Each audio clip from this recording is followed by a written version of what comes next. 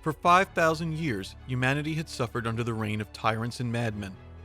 Its once glorious interstellar civilization had been reduced to isolated worlds scattered across the galaxy.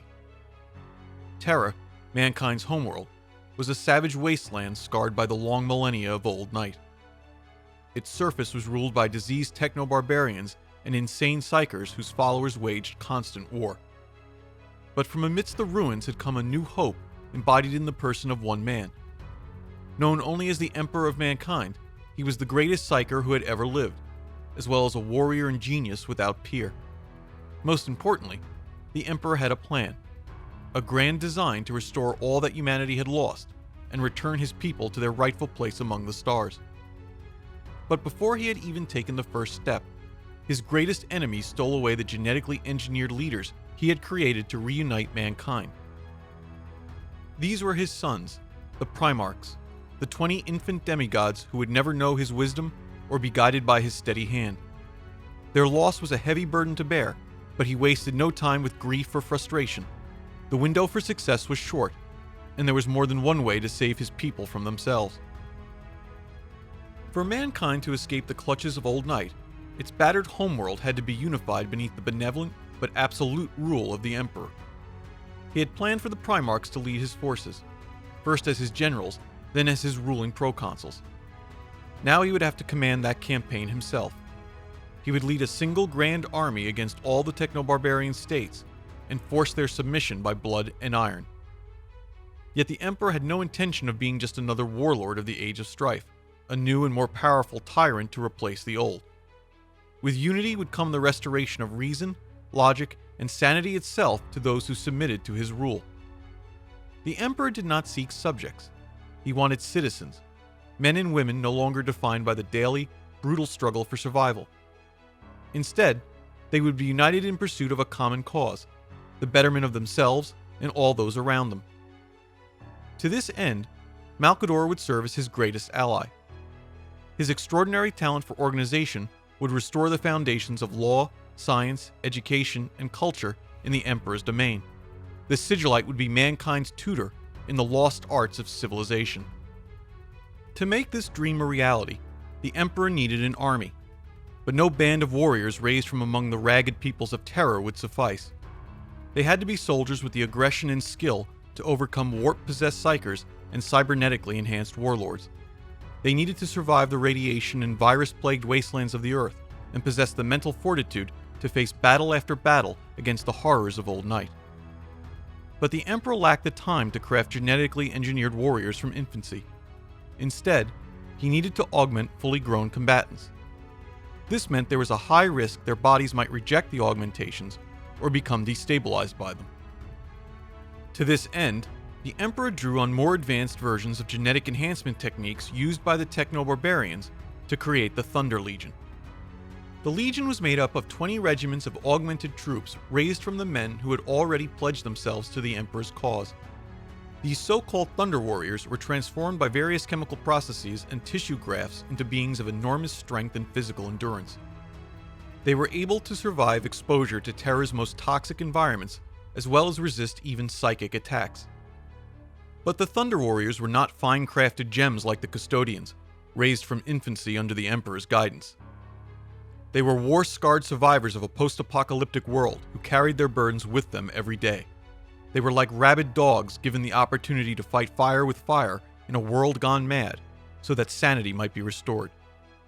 Many of the innovations the Emperor used in the Thunder Legion's creation would prove problematic as the years passed. Augmented well past the age of maturity, when the body was less capable of integrating changes, each Thunder Warrior was prone to mental and physical instability.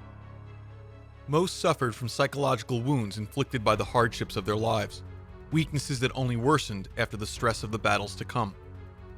Others were prone to catastrophic metabolic failures when their enhancements turned suddenly toxic, resulting in an agonizing death after an unpredictable span of time. Though their futures were uncertain, the Emperor took comfort in the fact that the Thunder Warriors would still enjoy lives longer than average for most wasteland dwellers. And those lives would no longer be aimless, but dedicated to the only purpose that really mattered: the salvation of their species. Despite their limitations, the the 20 Thunder Regiments still proved to be an army unlike any that had come before. Even the most powerful techno-barbarian warlords of Terra had nothing to match them in the field. With this army at his back, the Emperor finally revealed himself to his shattered world, beginning the last of the wars to rage across Terra during Old Night. He left the Sigillites' fortress in the Himalayan mountains behind, and marched proudly under the raptor's head and lightning banner he had chosen to represent his cause. In his wake came the unstoppable army of Thunder Warriors that had been named for it. The Thunder Legion, led by the military genius of the Emperor, conquered great swaths of humanity's homeworld during these conflicts, remembered as the Unification Wars. Those who would not peacefully join the Emperor's cause were destroyed. The murderous tyrants of old Earth, men like Caligon of Ursh in Central Asia, Narthan Doom of the Pan-Pacific Empire, and others even more foul, were at last driven from their ill-gotten thrones. Where the Emperor came to rule, the idols of fear and blind superstition were finally cast down, and the foundations of order and reason raised up in their place. Yet for all their victories, as the Unification Wars progressed, the Thunder Warriors' inherent flaws began to become apparent. Despite their extraordinary combat prowess, many began to display the signs of coming psychosis that the Emperor had feared. He knew that they could become an impediment to mankind's salvation if they began to irrationally reject his authority, or worse, turn their fury on those they had been created to save. If he was to conquer the galaxy, he needed a new army, gene-crafted to be more stable and trustworthy than their predecessors. These new warriors also had to be greatly superior to unaugmented humans in terms of physical strength, durability, and combat reflexes. They would be resistant to infection, toxins, and other environmental hazards. But they also needed to be iron-willed and absolutely loyal, incapable of fear, despair, or the mental exhaustion caused by exposure to constant combat. Basic human desires such as reproduction would be sacrificed, so their purpose could not be diluted by other responsibilities, like raising a family.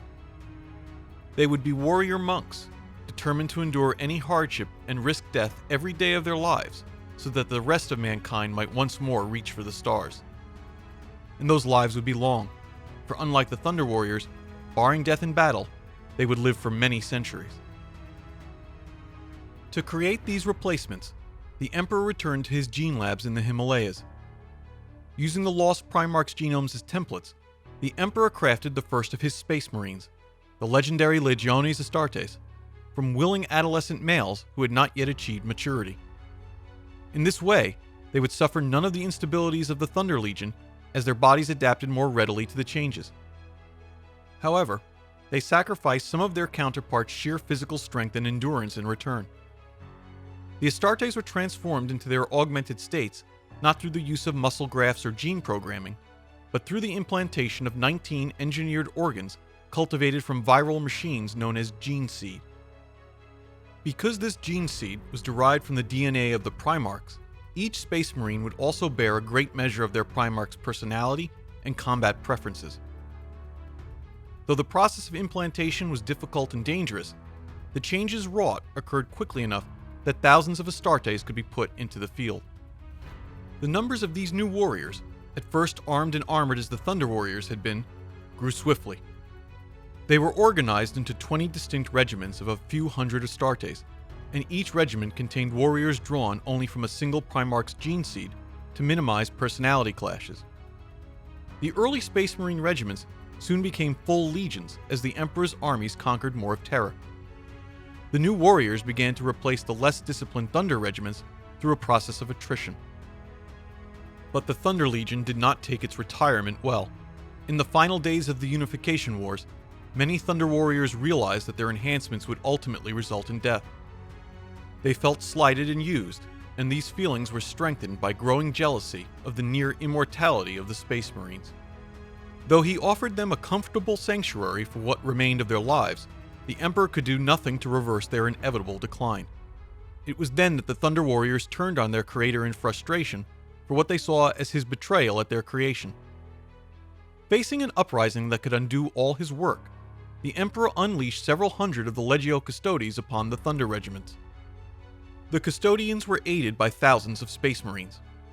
Together, they carried out a merciless slaughter of the obsolete Gene Warriors, and the few survivors fled into the hinterlands of Terra, forever cursing the Emperor's name. With the Thunder Warriors gone, the Space Marines easily dominated the last days of the Unification Wars. They fought with uncompromising zeal for the Emperor's dream, and by their efforts all of Terra was united beneath one ruler for the first time in millennia. Now in command of humanity's homeworld, the Emperor moved to rebuild human civilization. He established his capital in the Sigillites' fortress in the Himalayas, which he transformed into the vast administrative complex known as the Imperial Palace. He appointed Malcador as the head of an all-encompassing new government body he named the War Council, intended to manage the palace and oversee the reconstruction of newly conquered Terra. But before the real work could begin, humanity itself needed to be cleansed of genetic disease and mutation. The Emperor unleashed his mastery of genecraft a final time. He stabilized the long-damaged genomes of the Terran people, and restored humanity as it had been before radioactive fallout and biological warfare had poisoned the planet. At the same time, Malcador used all the hoarded knowledge and artifacts of the Sigillites to teach the people of Terra what it meant to be a civilized society once more. The world's entire population was mobilized in pursuit of the Emperor's dream. The Emperor next dealt with the issue of psychers. Though he did not favor the use of psychic abilities because of the constant danger of warp possession, he knew that certain psychers were still crucial to his plan. For this reason, he ordered all Terran psychers to undergo a ritual known as soul binding. The Emperor used his own abilities to reshape a psycher's cerebral cortex to enhance their will and ability to safely wield the power of the warp. This was not an easy process, however, and all those who survived suffered damage to their optic nerves that resulted in permanent blindness. But they proved more than willing to make this sacrifice. The soul-bound psychers were used as astro-telepaths, or astropaths.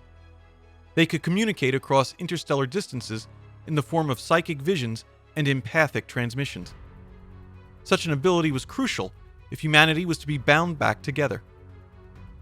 For much the same reason, the Emperor also used his knowledge to re-establish the bloodlines of the Navigators, who had been rendered nearly extinct by the conflicts of Old Night. The restoration of the noble families of the Navigators, the Navis Nobilitae, was essential if faster-than-light travel was to be made possible once more. And all these abilities would be needed sooner rather than later. Just as the Emperor had predicted to Malcador, not long after the unification of Terra, a massive shockwave blasted across the Immaterium. It cleared away the warp storms that had for so long kept humanity trapped on its isolated worlds. The galaxy was open to mankind's conquest once more, and the Emperor's gene-forged and battle-tested Space Marine legions were ready to storm the heavens. Yet to claim that destiny, the Emperor needed things not readily available on still devastated Terra. Engineers and orbital shipyards were required to build the great warp-capable starships that would take humanity back to the stars. A new psychic beacon was needed to guide the navigators who led them there. To those ends, the Emperor prepared to journey to Mars, the fabled heart of advanced technology during the Golden Age. But his actions on Terra had not gone unnoticed by the masters of the Red Planet, who were unsure if he came as friend or foe.